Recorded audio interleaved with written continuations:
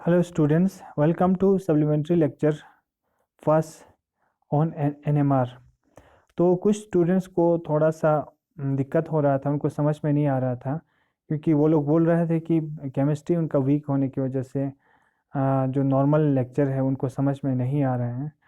तो रिक्वेस्ट उन्होंने ये किया था कि इसको अगर रिपीट करें तो ठीक रहेगा, इसीलिए मैंने थोड़ा सा सिंप्लीफाई करके NMR के लेक्चर्स को दो लेक्चर में डिवाइड किया है, थोड़ा सा सिंप्लीफाई करके उनके लिए।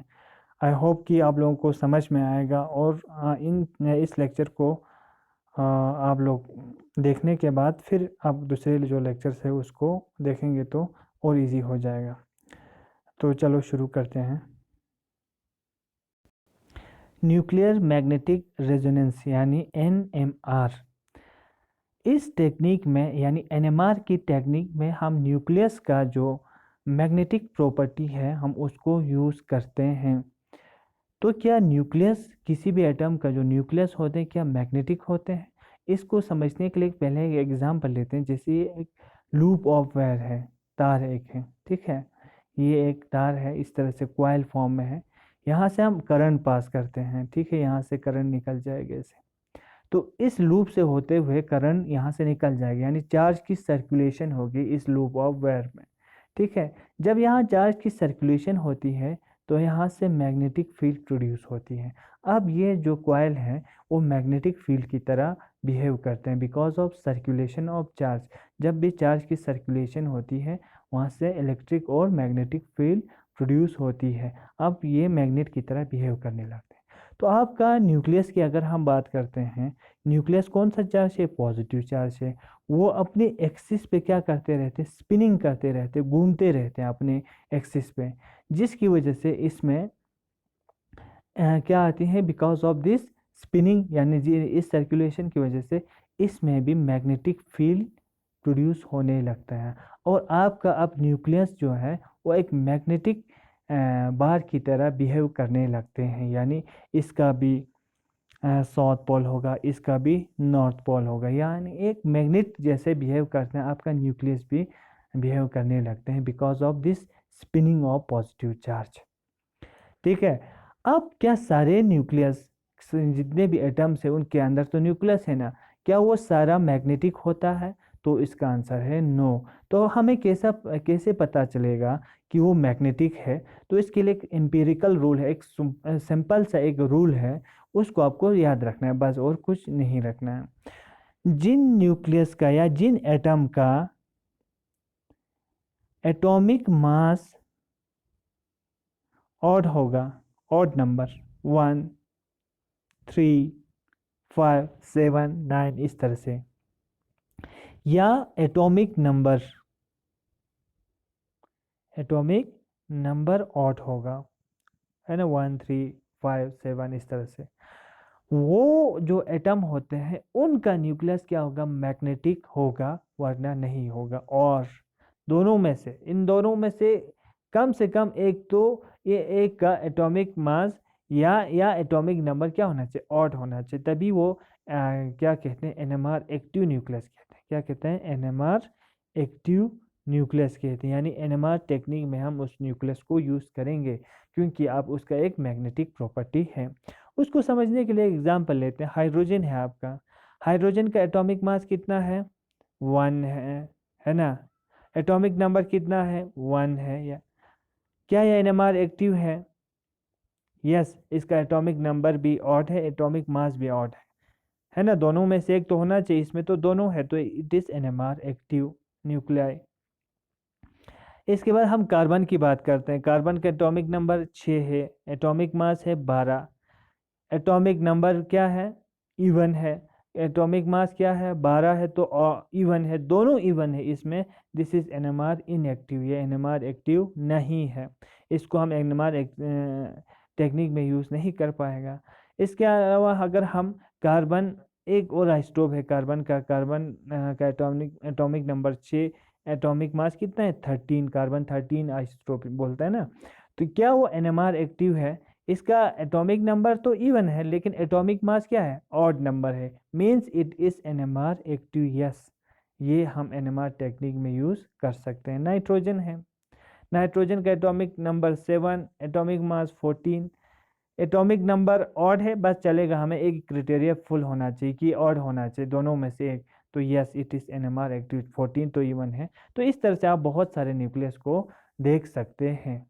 ठीक है, अब हमारा फोकस जो इस चैप्टर में रहेगा वो सिर्फ हमें प्रोटॉन NMR के बारे में, प्रोटॉन यानी हाइड्रोजन NMR के बारे में हमें पढ़ना है।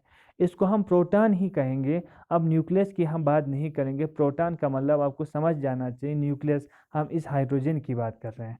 क्यों बोल रहे हैं? क्योंकि इसका एटॉमिक नंबर 1 है, बीच में एक ही प्रोटॉन है, एक ही पॉजिटिव चार्ज है ना, एक ही प्रोटॉन है, तो इसीलिए हम इसको प्रोटॉन ही नाम देंगे, यानी प्रोटॉन। अब न्यूक्लियस न्यूक्लियस, हाइड्रोजन हाइड्रोजन नहीं बोलेंगे, हम बोलेंगे एक प्रोटॉन है। तो इस प्रोटॉन का क्या है, प्रोटॉन से आपको दिमाग में आना चाहिए हम हाइड्रोजन की बात कर रहे हैं। ठीक, तो हम इस चीज़ को डिस्कस करने जा रहे हैं। तो क्या प्रोटॉन जो है आपका NMR एक्टिव है? तो हमने देखा yes it is NMR active. तो इसका भी जो प्रोटॉन है वो भी तो स्पिन करेगा अपने एक्सिस पे। अब हम न्यूक्लियस की बात नहीं कर रहे हैं, न्यूक्लियस नहीं बोल रहे हैं हम, प्रोटॉन। आपको समझ जाना चाहिए हम न्यूक्लियस की बात कर रहे हैं ना। तो प्रोटॉन भी अपने एक्सिस पे क्या करेगा, स्पिन करेगा। स्पिन करने से इसमें भी मैग्नेटिक फील्ड जनरेट होगा। अब इसमें भी साउथ पोल होगा, इसमें भी नॉर्थ पोल होगा, इस तरह से ये मैग्नेट की तरह बिहेव करेगा। बस आपको दिमाग में ही रखना है कि आपका जो प्रोटॉन है यानी हाइड्रोजन जो है वो NMR एक्टिव है, वो मैग्नेट की तरह बिहेव करते हैं। छोटे छोटे मैग्नेट हैं, ठीक है, इस तरह से।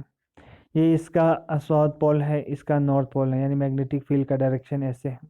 अब इस मैग्नेटिक छोटे से मैग्नेट को हम एक बड़े से मैग्नेट में डालते हैं, ठीक है। इस मैग्नेट का ये से फॉर एग्जांपल इसका नॉर्थ पोल है, इसका साउथ पोल है, मैग्नेटिक फील्ड का डायरेक्शन ऐसे है।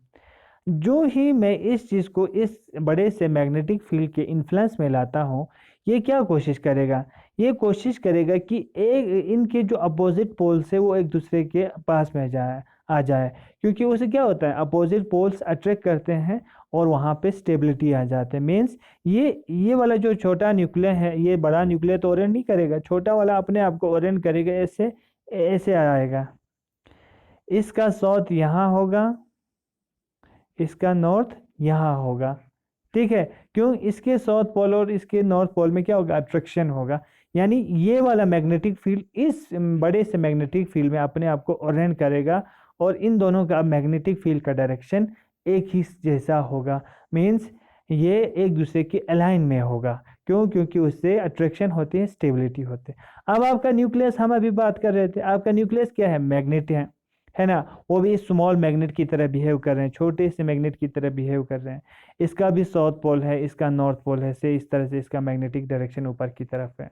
अब अब इस छोटे से न्यूक्लियर को, से फॉर एग्जांपल ये आपका स्मॉल न्यूक्लियर है, इसका भी साउथ पोल है, इसका नॉर्थ पोल है। इसको मैं कहाँ लाता हूँ, एक बड़े से मैग्नेटिक फील्ड में लाता हूँ। ये इस मैग्नेटिक फील्ड का नॉर्थ पोल है, इसका साउथ पोल है, ठीक है। मैग्नेटिक फील्ड का डायरेक्शन ऐसा। अब मैं इसको यहाँ लाता हूँ, इसके इन्फ्लुएंस में, इसके पास लाता हूँ। तो मैक्सिमम प्रोबेबिलिटी क्या है इसमें, प्रोबेबिलिटी ये है कि आपका अपोजिट पोल यानी न्यूक्लियस का या आपके प्रोटॉन का जो साउथ पोल है उस नॉर्थ पोल की तरफ आ जाए और उसके साथ अलाइन हो जाए। क्योंकि उस समय क्या होगा, अट्रैक्शन होगा। मीन्स आपका न्यूक्लियस कैसे रहना पसंद करेगा, ऐसे रहना पसंद करेगा। इसका साउथ पोल यहाँ होगा, इसका नॉर्थ पोल यहाँ होगा और मैग्नेटिक फील्ड का डायरेक्शन ये होगा। मीन्स दोनों मैग्नेटिक फील्ड का डायरेक्शन क्या हो जाएगा, अलाइन हो जाएगा, एक ही डायरेक्शन में होगा, ठीक है ना। अब क्यों? क्योंकि इस स्टेट में क्या होता है, सबसे ज़्यादा स्टेबिलिटी मिलती है, बहुत ज़्यादा अट्रैक्शन होती है। तो इस स्टेट को नाम देते हैं फिर हम अल्फ़ा स्टेट। क्या कहते हैं, अल्फ़ा स्टेट। और दूसरा पॉसिबिलिटी ये भी है, पॉसिबिलिटी बोल रहा हूँ मैं, मैक्सिमम पॉसिबिलिटी तो ये है कि ये वाला ओरिएंटेशन हो जाए। दूसरा पॉसिबिलिटी क्या है कि ये अपोज कर सकते हैं इस फील्ड को, यानी इसका फील्ड का डायरेक्शन ऐसा होगा, यानी इसका नॉर्थ पोल इस साइड होगा, इसका साउथ पोल इस साइड होगा, यानी इसका ये भी पॉसिबिलिटी है।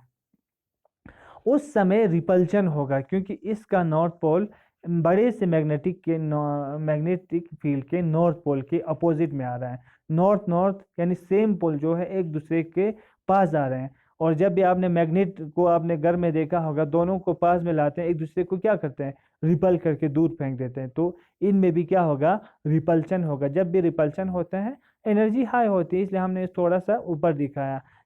तो इस स्टेट को हम क्या कहते हैं, बीटा स्पिन स्टेट कहते हैं। ठीक है, से फॉर एग्जाम्पल एनर्जी हम ऐसे दिखा रहे हैं, एनर्जी इंक्रीज हो रहा है, ठीक है ना। तो ये वाला स्टेट जिसमें एनर्जी हाई होती है उसको हम बीटा स्पिन स्टेट कहते हैं। तो आपके जो न्यूक्लियस है, आपका जो प्रोटॉन है, वो दो एनर्जी लेवल्स में क्या हो गया, बढ़ गया, जब हमने इसको एक्सटर्नल मैग्नेटिक फील्ड के इन्फ्लुएंस में लाया। पहले कुछ भी नहीं था, अपनी मर्जी से इधर उधर थे। जो ही हमने इसको under the influence of magnetic field लाया, तो मैक्सिमम पॉसिबिलिटी ये था कि साउथ पोल नॉर्थ पोल के साथ अलाइन हो जाए, यानी न्यूक्लियस आपका प्रोटॉन जो है मैग्नेटिक फील्ड के साथ अलाइन हो जाए। उसको हम क्या कहते हैं, मोस्ट स्टेबल स्टेट या अल्फा स्पिन स्टेट कहते हैं। या दूसरा पॉसिबिलिटी ये था कि ये एक दूसरे के अपोजिट में खड़े हो जाएं, यानी नॉर्थ नॉर्थ के अपोजिट में आ जाए, तो उस स्टेट को हम क्या कहते हैं, बीटा स्पिन स्टेट। तो लेकिन याद रखना, इसमें अल्फा स्टेट में रहने के चांसेस बहुत ज़्यादा हैं। ये तो हम प्रोबेबिलिटी बता रहे हैं कि बीटा स्पिन स्टेट भी हो सकते हैं। अब इनके बीच में एक एनर्जी गैप प्रोड्यूस हो जाता है ना, यहाँ से यहाँ एक एनर्जी डिफरेंस, यानी इसकी एनर्जी अगर E2 होगी तो इसकी एनर्जी क्या होगी, E1 होगी। तो इनके बीच में जो एनर्जी डिफरेंस होता है उसको हम डेल्टा ई कहते हैं, ये याद रखना। तो डेल्टा ई या एनर्जी डिफरेंस होगा इनके बीच में कुछ ना कुछ एनर्जी। अगर हम इसको यानी अल्फा स्टेट को बीटा स्टेट तक ले जाना चाहते हैं तो हमें इतना एनर्जी देना पड़ेगा डेल्टा ई के बराबर, तभी ये जो आपका प्रोटॉन है अल्फा स्पिन स्टेट से बीटा स्पिन स्टेट में चला जाएगा, वरना नहीं चला जाएगा। ठीक है, अब हम से फॉर एग्जांपल वो एनर्जी दे रहे हैं in the form of electromagnetic radiation. अब इलेक्ट्रोमैग्नेटिक रेडिएशन EMR है ना, इलेक्ट्रोमैग्नेटिक रेडिएशन कौन सी रीजन में, रेडियो फ्रीक्वेंसी रीजन में इसको दे रहा है। रेडियो फ्रीक्वेंसी रीजन आपको पता होना चाहिए। जो इलेक्ट्रोमैग्नेटिक रेडिएशन होता है उसमें बहुत सारा एनर्जी लेवल्स होता है ना, सॉरी बहुत सारे फ्रीक्वेंसी का एनर्जी होता है। सबसे टॉप पे आपका गामा रेडिएशन होगा, फिर इसके बाद आपका एक्सरेज होगा, इसके बाद आपका UV होगा, इसके बाद आपके विजिबल होगा, इसके बाद आपका IR होगा, इसके बाद आपका माइक्रोवेव होगा, और लास्ट में आपका रेडियो वेव्स होता है, रेडियो फ्रीक्वेंसी रीजन जिसको बोलते हैं। ये वाला इलेक्ट्रोमैग्नेटिक रेडिएशन का है ना, जो सन से लाइट आ रहे हैं उसका हम ये वाला पार्ट हम यूज़ कर रहे हैं, रेडियो फ्रीक्वेंसी पार्ट, ठीक है ना, सबसे कम एनर्जी वाला। जो ही हम इस एनर्जी को इस प्रोटॉन से पास करते हैं तो ये क्या करता है, यहाँ से इस इलेक्ट्रोमैग्नेटिक रेडिएशन से एनर्जी को क्या करते हैं, एब्जॉर्ब करते हैं, और जम करके किस में चला जाता है, बीटा स्टेट में चला जाता है। जिस तरह से आपने पॉपकॉर्न को देखा होगा, अगर हम तवे पे रखते हैं पहले कुछ देर तक तो ठीक रहता है, कुछ देर के बाद एनर्जी इतना एब्जॉर्ब करते हो एकदम से उछल जाते हैं ऊपर, उछल के कुछ देर के वापस आ जाते हैं। यही चीज़ यहाँ भी हो रहा है, ये अल्फा स्पिन स्टेट से एनर्जी को एब्जॉर्ब करके बीटा स्पिन स्टेट में चला जाते हैं, कुछ देर के बाद फिर से वापस भी आते हैं, वापस नीचे आएगा। तो जब भी वापस आएगा तो एनर्जी क्या करना पड़ेगा, उसको इमिट करना पड़ेगा, क्योंकि जो एनर्जी इसने एब्जॉर्ब करके ऊपर गया था वही एनर्जी छोड़ के आप इसको नीचे आना पड़ेगा। तो कुछ एनर्जी वहाँ से क्या होता है, रिलीज होता है। जो एनर्जी वहाँ से रिलीज हुआ उसको हम आपका जो इंस्ट्रूमेंट है उसका जो डिटेक्टर है उसको डिटेक्ट करते हैं, और आपको एक सिग्नल की फॉर्म में सिग्नल आते हैं। वो कैसे आते हैं हम आगे देखेंगे, ठीक है। तो आप फिलहाल आप इतना याद रखो। अब थोड़ा सा मैं यहाँ इसको सिंप्लीफाई करके फिर दिखाऊंगा। यानी आपका पहले जो न्यूक्लियस होता है वो under influence of magnetic field नहीं होते हैं, तो रैंडमली होते हैं।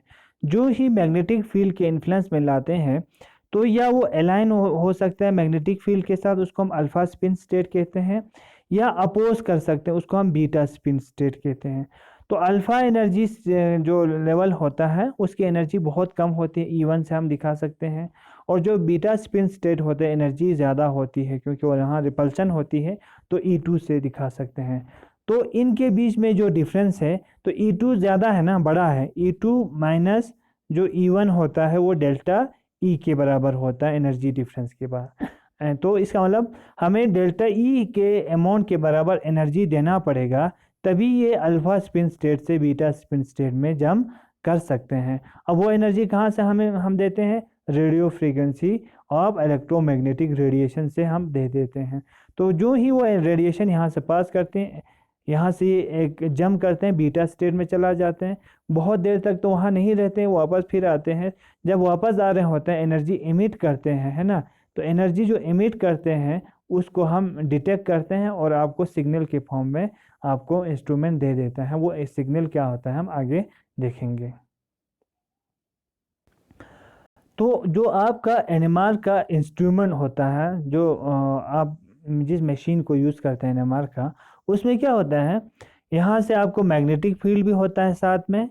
बीच में आप सैंपल रखते हैं, उस सैंपल में बहुत सारे प्रोटॉन्स होंगे, हाइड्रोजन्स होंगे, और उसी समय यहाँ से आप मैग्नेटिक फील्ड प्रोड्यूस करते हैं और उसी समय वहाँ से रेडियो फ्रीक्वेंसी जो वेव होता है, रेडियो फ्रीक्वेंसी वहाँ से पास भी करते हैं। तो आपका रेडियो फ्रीक्वेंसी भी वहाँ से आ रहा है और मैग्नेटिक फील्ड दोनों साइमल्टेनियसली वहाँ से पास करते हैं इस सैंपल से। ये आपका सैंपल है ना, इसी में आपके बहुत सारे प्रोटॉन्स हैं। तो इसके बाद वहाँ से फिर डिटेक्टर पे जाके आपको सिग्नल डिटेक्ट करते हैं, सिग्नल ऐसे आ जाते हैं, फिर आप इंटरप्रेट करते हैं, जो हम आगे डिस्कस करेंगे। ठीक है, ये सैंपल्स आपको याद रखना है। अब आप बोलेंगे कि जो प्रोटॉन है वो तो फिर क्या इसका कोई सबका वही सेम आएगा, सबका पीक सेम आएंगे, है ना, सबका एनर्जी लेवल सेम बनेंगे, सबका एनर्जी गैप अल्फा और बीटा स्टेट में सेम गैप बनेंगे, तो इसका क्या फ़ायदा है? तो हम अभी तक प्रोटॉन्स की जो बात कर रहे थे, जो आपका हाइड्रोजन एटम की हम बात कर रहे थे, उसमें क्या है, एक पॉजिटिव चार्ज है, एक प्रोटॉन है। लेकिन वो हमेशा ऐसे तो नहीं होगा ना, इससे एक प्रोटॉन लेके वहाँ घूमता रहेगा, ऐसा तो नहीं है। इसके सराउंडिंग में क्या होता है, इलेक्ट्रॉन डेंसिटी होते हैं। से फॉर एग्जांपल मैं अगर आपको कार्बन हाइड्रोजन की बात करता हूँ, तो इस कार्बन हाइड्रोजन इस प्रोटॉन के सराउंडिंग में इसके 2 बॉन्डिंग इलेक्ट्रॉन्स है ना, कार्बन के वैलेंस इलेक्ट्रॉन्स है, बहुत सारा इलेक्ट्रॉन डेंसिटी इस हाइड्रोजन के पास होते हैं।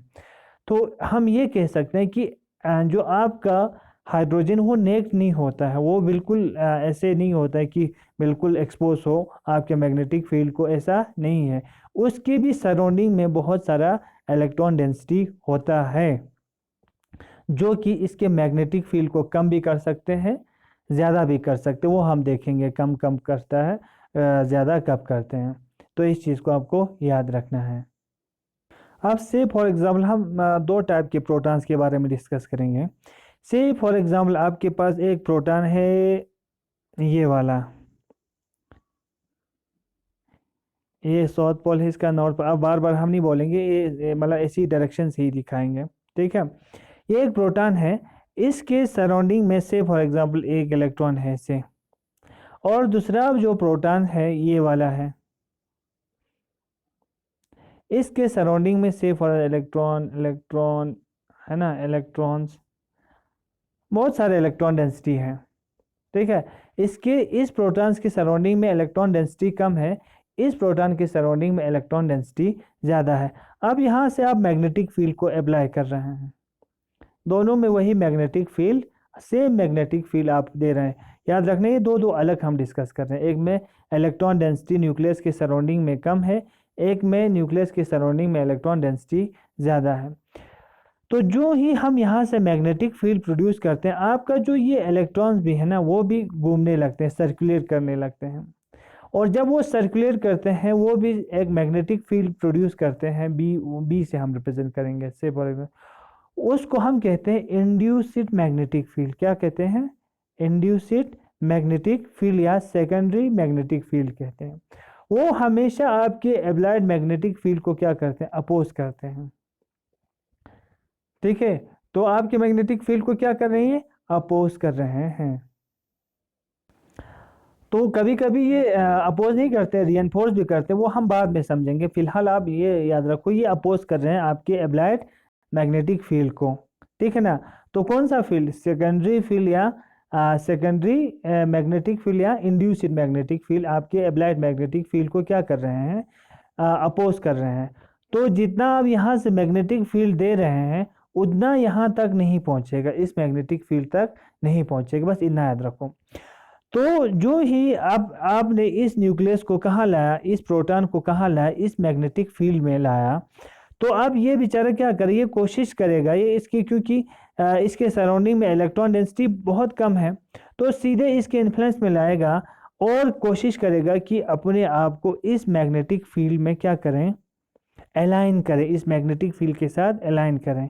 यानी अगर ये इसका नॉर्थ पोल है, ये इसका साउथ पोल है, तो इसका नॉर्थ साउथ ऐसे आ जाएगा, यानी ये align with the field easily हो जाएगा। क्यों? क्योंकि इलेक्ट्रॉन डेंसिटी इसके सराउंडिंग में बहुत कम है, यानी इतना ये इसको अपोज नहीं करते हैं। यहाँ जबकि क्या हो रहा था, बहुत सारा इलेक्ट्रॉन डेंसिटी है, यानी इस न्यूक्लियस को हम क्या कर रहे हैं, शील्ड कर रहे हैं, SHIELD, शील्ड करते हैं, इसको हम शील्डेड प्रोटॉन कहेंगे। और इसके कंपैरिजन में ये वाला जो प्रोटॉन है उसको हम डी शील्डेड कहेंगे। क्या कहेंगे? D shielded. तो जो डी शील्डेड है उसमें वो एकदम से under the influence of magnetic field आएगा और अपने आप को मैग्नेटिक फील्ड के साथ अलाइन करेगा ऐसे। ठीक है, जिस तरह से मैग्नेटिक फील्ड का डायरेक्शन है अपने आप को उस डायरेक्शन में ये रखने की कोशिश करेगा। ठीक है, अब यहाँ देखिए दूसरे में जितना मैग्नेटिक फील्ड इसको अप्लाई कर रहे हैं ना, उतना इसको फील नहीं कर पाते हैं, क्योंकि आपने यहाँ B0 सेम लगा। ये क्या करते हैं, इतना अपोज तो नहीं करते, थोड़ा सा ऐसे होके रह जाते हैं बस। ना ये टोटली अपोज कर पाते हैं, ना ये इसका अगर नॉर्थ पोल है, यहाँ से इस मैग्नेट का साउथ पोल है, तो ये थोड़ा सा ऐसे आएगा, बस इतना ही आएगा। ये क्योंकि ये सारा इलेक्ट्रॉन इसको क्या कर रहे हैं, शील्ड कर रहा है, प्रोटेक्ट कर रहा है, मैग्नेटिक फील्ड को वहाँ पहुँचने नहीं दे रहा है, तो इसलिए वो अच्छे से इसकी तरफ ओरिएंट नहीं कर पाते हैं और अपने आप को अलाइन नहीं कर पाते। जैसे आपने कुछ घर में देखा होगा, बड़ा सा मैग्नेट है और थोड़ा सा उससे थोड़ा सा, इतना बड़ा तो नहीं है, थोड़ा सा इससे छोटा वाला मैग्नेट है, थोड़ा सा वो ऐसे रोटेट तो कर पाते हैं, पूरा रोटेट नहीं कर पाते अपनी तरफ। ठीक है, यही चीज़ यहाँ पे होता है। क्यों? क्योंकि ये न्यूक्लियस हाईली शील्डेड है। तो एक शील्डेड इलेक्ट्रॉन हो गया, एक शील्डेड न्यूक्लियस हो गया, दूसरा डिशील्डेड न्यूक्लियस हो गया। शील्डेड न्यूक्लियस में क्या होता है, न्यूक्लियस अच्छे से वहाँ पे अपने आप को अप्लाइड मैग्नेटिक फील्ड के साथ और अलाइन नहीं कर पाते हैं, जबकि डिशील्डेड में एकदम से न्यूक्लियस इसके अलाइन में आ जाते हैं। अब आपने क्या किया, अब आपने रेडियो फ्रीक्वेंसी को यहाँ से पास किया, यहाँ से पास करते हैं, ये अल्फा स्टेट में किस स्टेट में जाते थे, बीटा स्टेट में। तो बीटा स्टेट में कैसे जाएगा, अब ये टोटली इस तरह से जाएगा, यानी oppose to the applied magnetic field, ऐसे चला जाएगा ना, ये अपोज करेगा अप्लाइड मैग्नेटिक फील्ड को। तो हम दोबारा ड्रा कर सकते हैं, यानी बीटा स्टेट में अब वो ऐसे रहेगा, अब इसका नॉर्थ ऐसे, इसका साउथ ऐसे रहेगा। इसी तरह से यहाँ पर क्या हो जाएगा, यहाँ पर भी ये बीटा स्टेट में जाएगा, कैसे रहेगा, ये भी ऐसे ही होगा और ऐसे अपोजिट टू द फील्ड हो जाएगा। बस दोनों में है ना, दोनों में आपने इलेक्ट्रोमैग्नेटिक रेडिएशन पास किया।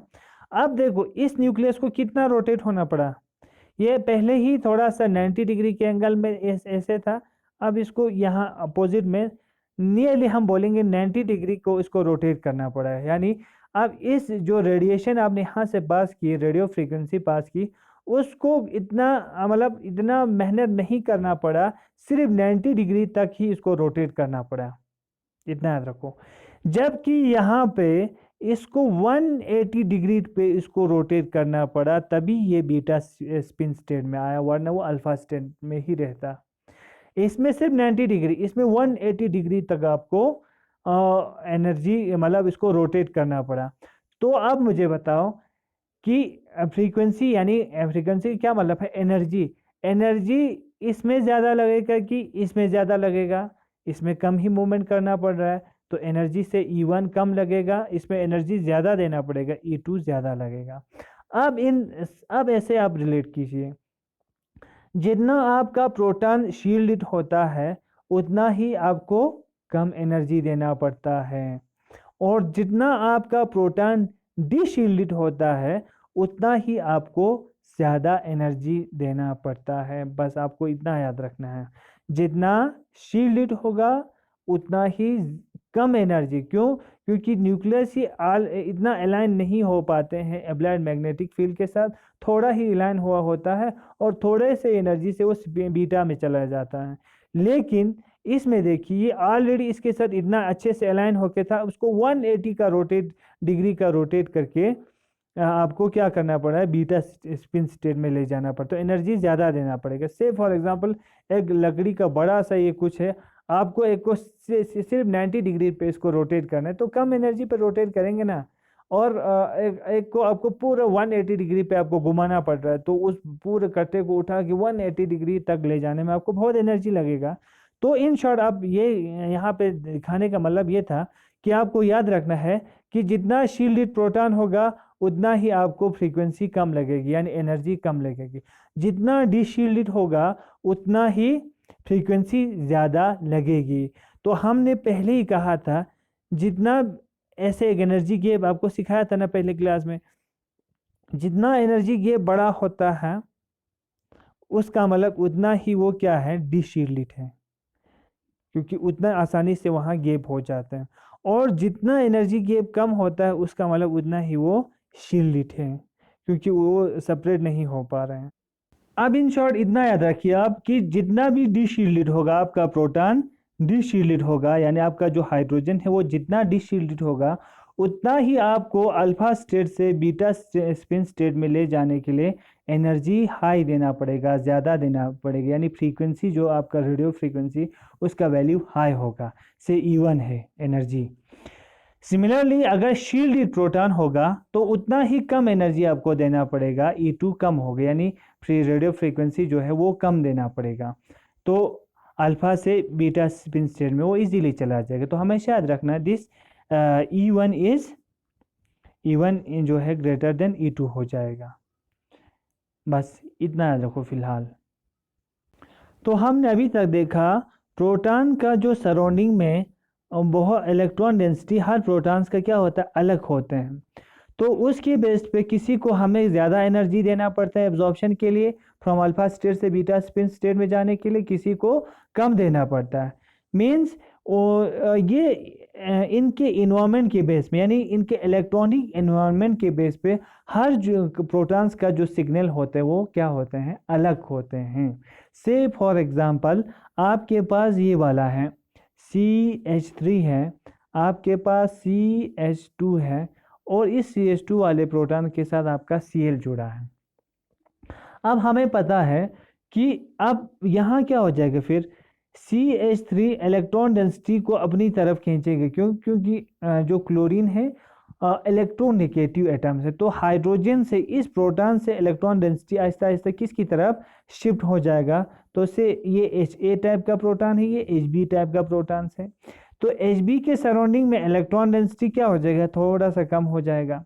और A टाइप के जो प्रोटॉन्स है, ये B टाइप का था, A टाइप के प्रोटॉन्स की सराउंडिंग में इलेक्ट्रोनेगेटिव एटम उसके इतना पास नहीं है जितना B टाइप के प्रोटॉन्स के पास था, तो इस पे इलेक्ट्रॉन डेंसिटी क्या होगा, ज़्यादा होगा।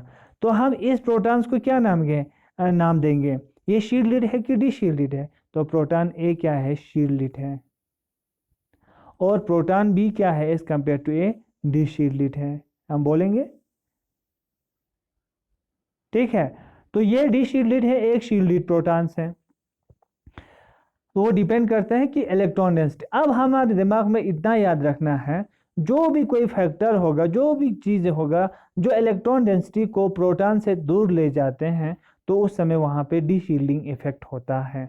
जो भी फैक्टर इलेक्ट्रॉन डेंसिटी को प्रोटॉन्स के पास और ज़्यादा करते हैं उससे शील्डिंग इफेक्ट होते हैं। और हमें पता है जितना शील्डिंग होता है, शील्डेड होता है, हमें एनर्जी कम देना पड़ता है, लो एनर्जी पे उसकी फ्लिप हो जाती है, यानी जितना शील्ड होगा हमें कम एनर्जी यूज़ करना पड़ता है, से E1 था, है ना।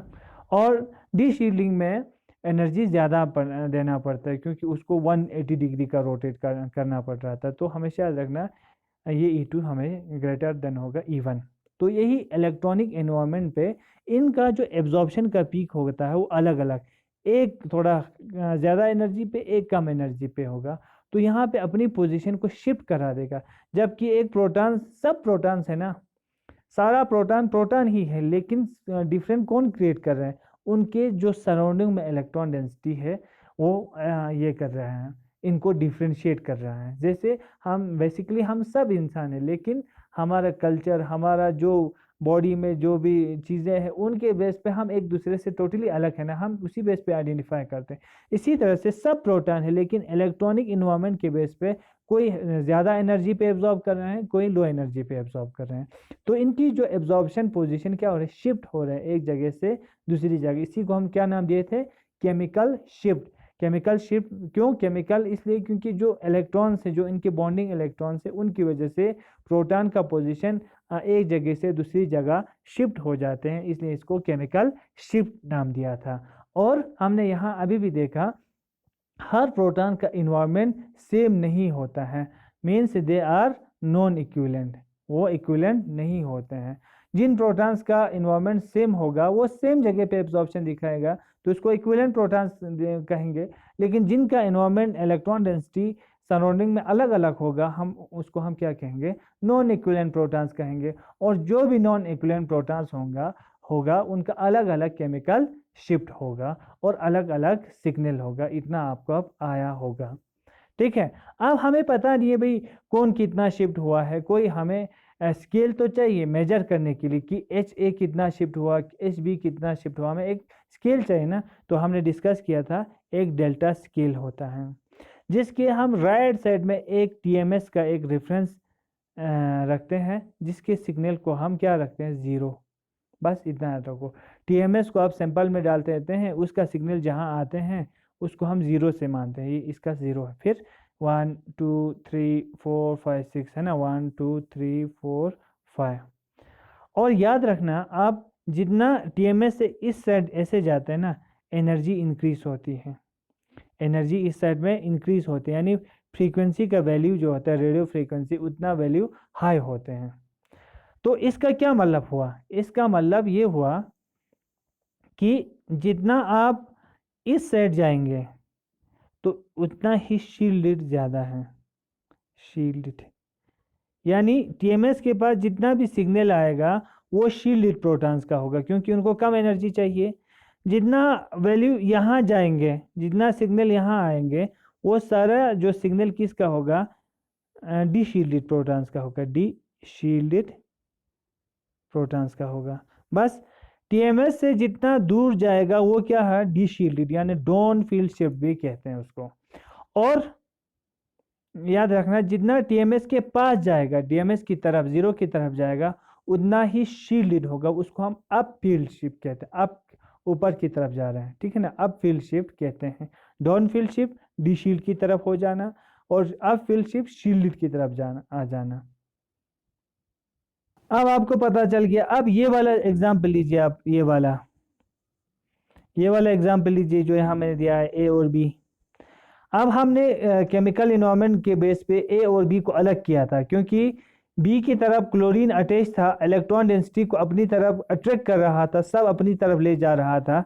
तो इस B टाइप के प्रोटॉन्स के आसपास इलेक्ट्रॉन डेंसिटी कम हो रहे थे, तो हमने इसको कहा था डी शील्डेड प्रोटॉन्स, ठीक।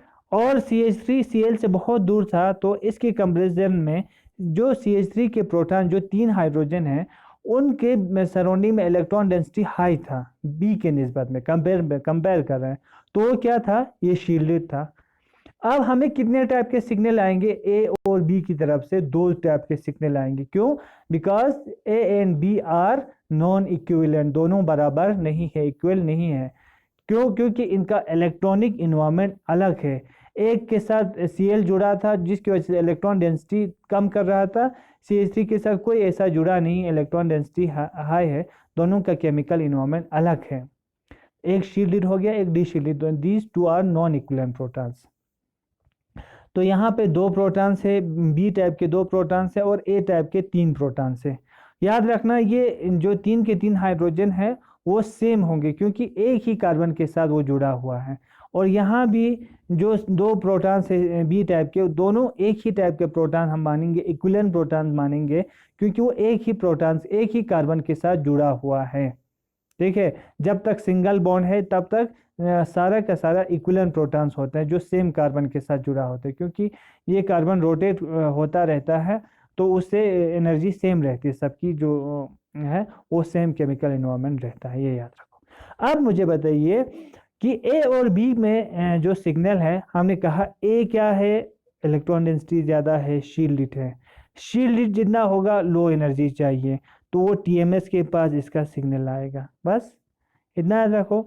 जो बी टाइप के प्रोटॉन है वो डी शील्ड है ना, डी शील्ड को हमें क्या चाहिए, एनर्जी ज़्यादा चाहिए, यानी थोड़ा से टीएमएस से दूर चला जाएगा ऐसे। बस आपको याद रखना है जितना शील्ड होगा ना वो टीएमएस के पास आएगा, क्योंकि टीएमएस का सारा जो प्रोटॉन है वो शील्ड प्रोटॉन्स होता है, और जितना इससे दूर चला जाएगा टीएमएस से यहाँ पे, तो उतना ही क्या होगा, वो डीशील्डिड प्रोटॉन्स होगा, उतना ही एनर्जी हमें ज़्यादा देना पड़ेगा। ठीक। अब यहाँ से हम डेल्टा का वैल्यू हम कैसे निकालते हैं, यहाँ से 0 है से इसका वैल्यू यहाँ 1 के आसपास करेंगे आ रहे हैं। ये कौन से प्रोटॉन्स का था, शील्ड ए टाइप के प्रोटॉन्स का था, ये बी टाइप का प्रोटॉन्स का था। तो एक ए टाइप के प्रोटॉन्स का डेल्टा का वैल्यू आपको निकालना है तो कितना आएगा, 1.2 से फॉर एग्जांपल इतना आ गया। और जो बी टाइप का प्रोटॉन्स ये 3.5 आ रहे हैं, 3.5 के आसपास आ रहे हैं। तो डेल्टा का वैल्यू जितना कम होगा उतना ही वो ज़्यादा शील्डिड होगा, जितना डेल्टा का वैल्यू कम होता है उतना ही वो शील्डिड होता है, जितना भी डेल्टा का वैल्यू ज़्यादा होता है उतना वो डिशील्डिड होता है। आपको इतना याद रखना है। तो आपको कहीं पे एग्ज़ाम में ऐसा मिलता है, एक प्रोटॉन से एक का वैल्यू 4.5 है, एक प्रोटॉन है उसका वैल्यू 7.5, बताओ भाई किसकी सराउंडिंग में इलेक्ट्रॉन डेंसिटी ज़्यादा होगा। तो हमें वैल्यू से पता चल रहा है 4.5 है, कम आ रहा है डेल्टा का वैल्यू, इसके सराउंडिंग में इलेक्ट्रॉन डेंसिटी हाई होगा, शील्डेड प्रोटॉन्स होगा, ये हाईली शील्डेड होगा। यहाँ डेल्टा का वैल्यू कम आ रहा है तो इसके सराउंडिंग में इलेक्ट्रॉन डेंसिटी कम होगा, ये डिशील्डेड प्रोटॉन्स होगा। आप ऐसा कह सकते हैं।